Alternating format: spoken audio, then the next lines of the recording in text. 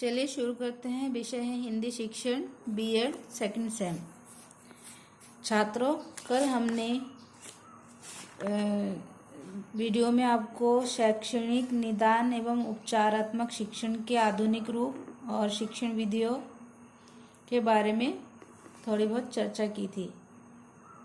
शैक्षणिक निदान एवं उपचारात्मक शिक्षण आधुनिक रूप के विषय में चर्चा किया था। आज हम इसमें शैक्षणिक निदान की विधियां और उसके लाभ, शैक्षणिक निदान एवं उपचारात्मक शिक्षण के लाभ के बारे में चर्चा करेंगे। तो चलिए शुरू करते हैं। शैक्षणिक निदान की विधियां।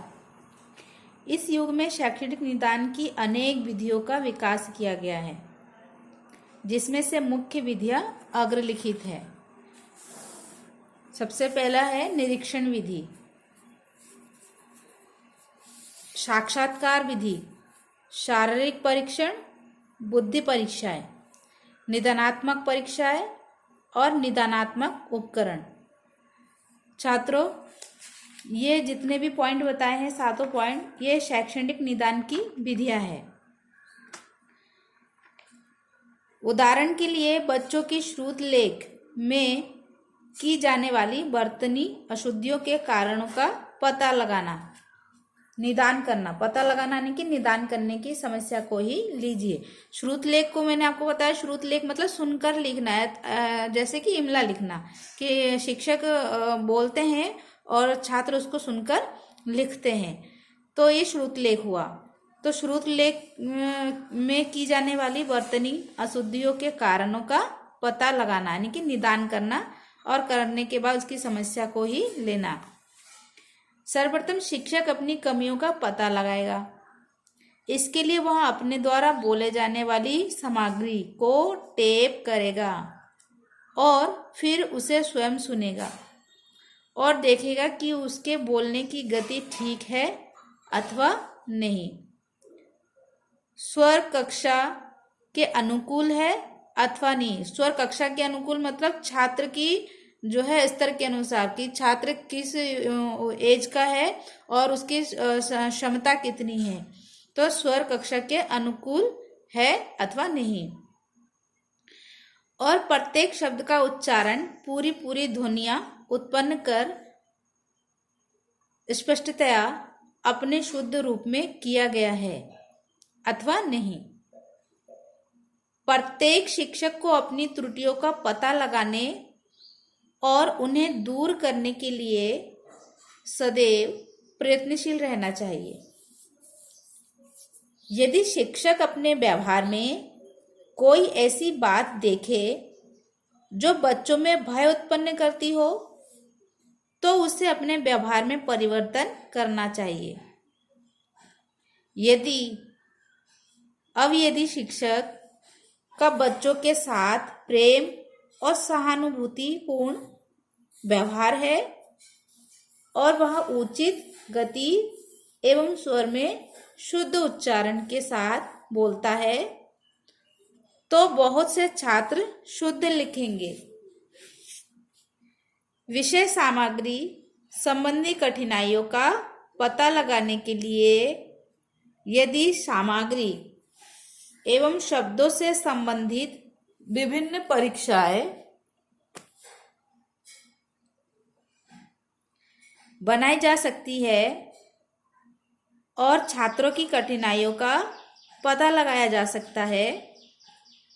यदि कुछ छात्र यथा भाषा खंड में आए कुछ शब्दों का उच्चारण न कर पाए और ना ही उसका अर्थ बता पाए, तो समझना चाहिए कि उनके साथ भाषा संबंधी कठिनाई है। ऐसे बच्चों की वर्तनी संबंधी अशुद्धियां तभी दूर की जा सकती है जब उनका भाषा का ज्ञान विस्तृत हो जाए। कभी कभी कक्षा कार्य में रुचि न होने के कारण भी बच्चे वर्तनी संबंधी अशुद्धियां करते हैं।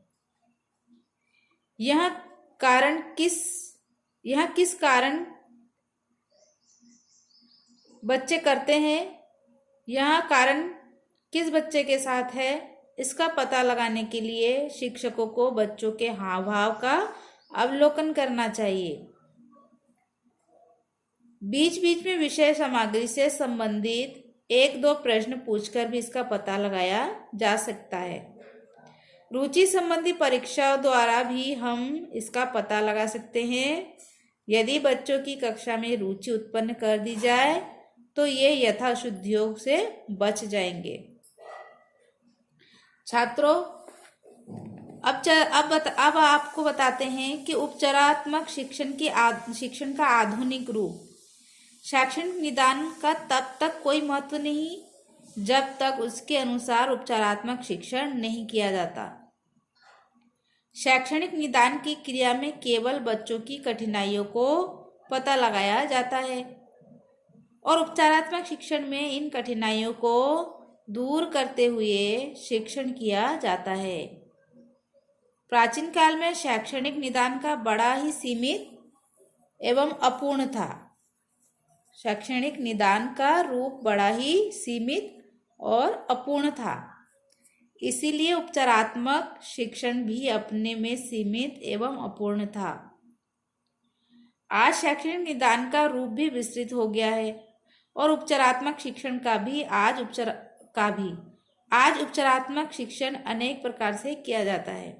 जैसे शैक्षणिक निदान के बाद अशुद्धियों का सामूहिक रूप से निराकरण करते हुए, व्यक्तिगत भेदों के आधार पर व्यक्तिगत रूप से निराकरण करते हुए, उपचार गृहों में ले जाकर सामूहिक अथवा व्यक्तिगत रूप से, अतिरिक्त समय में व्यक्तिगत रूप से।